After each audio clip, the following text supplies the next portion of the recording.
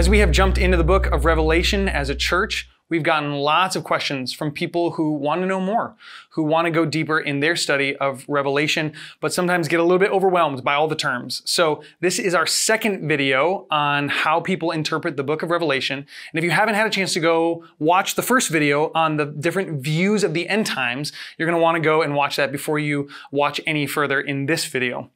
Instead of talking about the end times views generally, in this video, we're going to talk about differing views of the book of Revelation, or how to interpret the book of Revelation. Because if you are looking at these different views of the end times, you might think, how can people have such wildly different views of the end times if we're all reading the same Bible, if we're all reading the same book? But part of the reason is because we are reading with different strategies when we get to the book of Revelation and interpreting things differently. So I wanted to lay out for us, really again, 4 major ways that Christians have understood the book of Revelation and have read it and interpreted its symbolism. And to help you understand that, I've got sort of a chart here that comes from a scholar named Michael Gorman. Okay, so this isn't me, but he says that you can chart the different ways of interpreting the book of Revelation in terms of this axis, x-axis and y-axis. So he would say on the y-axis, you can chart people's view on whether they think the symbols in Revelation refer to the future, refer to things in the present, or refer to things in the past. And we'll talk more about that. So some people say all the symbols have to do in the future. Some people say all the symbols are in the present. And some people say all the symbols refer to things in the past. That's the y-axis. On the x-axis, you have some people on this end of the axis saying that Revelation works like a hidden code, that when you read a symbol in the book of Revelation, like the mark of the beast, for instance, or the beast, or the dragon, or various other images, that is a code that you're meant to decipher and figure out what it refers to and what it actually corresponds to in reality, all right? And then on the other side of the spectrum, if you were to trace the axis all the way over here, there are other folks who would say, no, when we come to a symbol in the book of Revelation, we're not looking for correspondence because it's not a code. They would say those symbols are more like a lens through which we need to look at our present circumstance and the past and the future, and see through this lens to interpret our reality, past, present, and future. So using this x-axis and y-axis, we're going to chart the 4 kind of major ways that people have interpreted the symbols in the book of Revelation. The first one is the one that we are most familiar with, and it's called a futurist reading, Futurist or Futurism. And that very simply is the idea, just like it sounds, that all of the symbols in the book of Revelation are talking about things that are going to happen in the future. They were future for John, and a lot of people would say they are future for us today. And usually people in the futurist camp end up somewhere up here, that they would think that these are codes to be interpreted, and it will happen in the future. So for instance, one symbol in the book of Revelation is this picture of Babylon that shows up, and its fall in the end of the book of Revelation, or near the end, chapter 18. And so futurists say we should read that as a code and look for a future world empire that's going to come and do all the things that Babylon is said to do in Revelation, and we should be keeping our eyes open and watching for some sort of maybe globalist regime or world empire, one world government, you may have heard that term, that's going to do those things. So it's a code and it's in the future. The next major view for people who are interpreting Revelation says, no, the symbols are not depicting things in the future, they're depicting things that are in the past. And not only in the past for us today, but actually in the past for John as he's writing. So this view is called Preterism, or a Preterist reading. And for those of you who know Spanish, a pretérito is the past tense. That's where that word comes from. So it's a saying they refer to things in the past.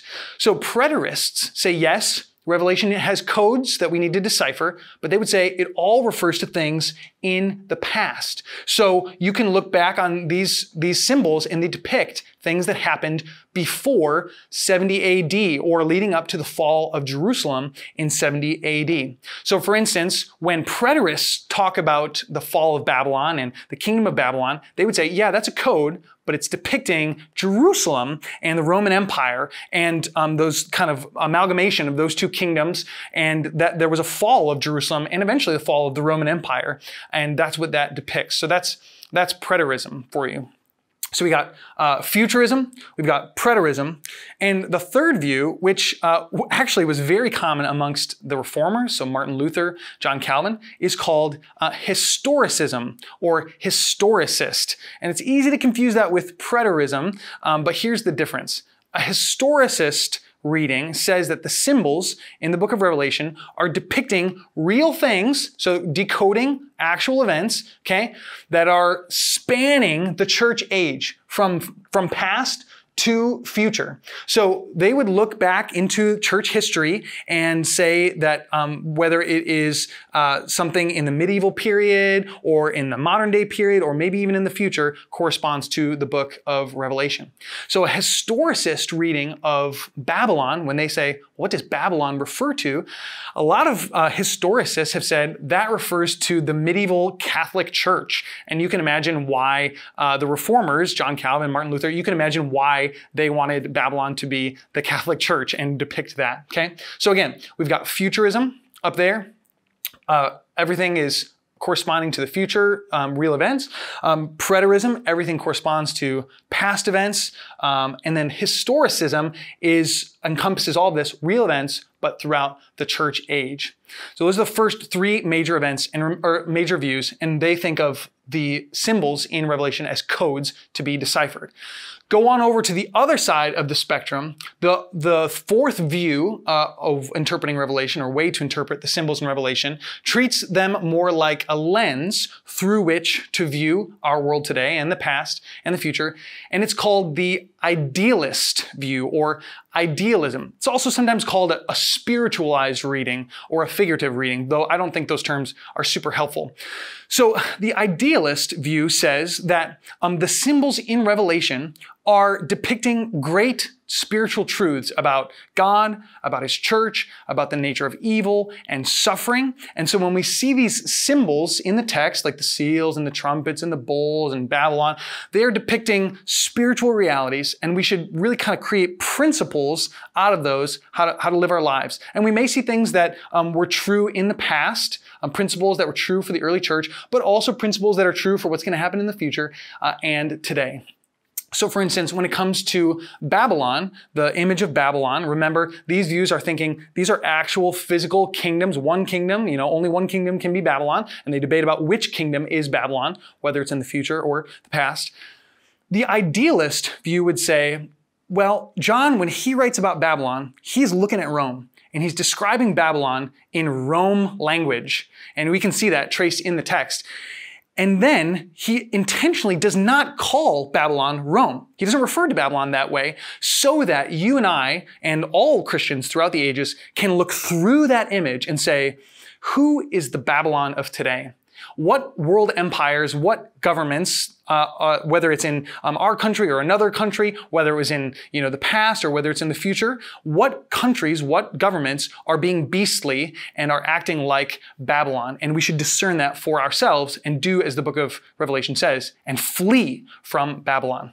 So that is the Idealist view, that we're meant to look through the symbols of Revelation to help us live faithfully for Jesus now.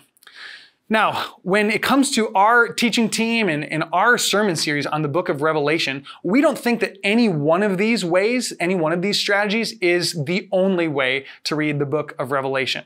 People who think it's all about the future, we would say, no, there's some things that are in the past. People who think it's all in the past, we'd say, no, there's definitely some things that are still future that we haven't seen, that are yet to come, and that are actual events that are going to happen, like the final judgment, like the new creation. We'd say those things definitely have not happened. Jesus had not yet returned.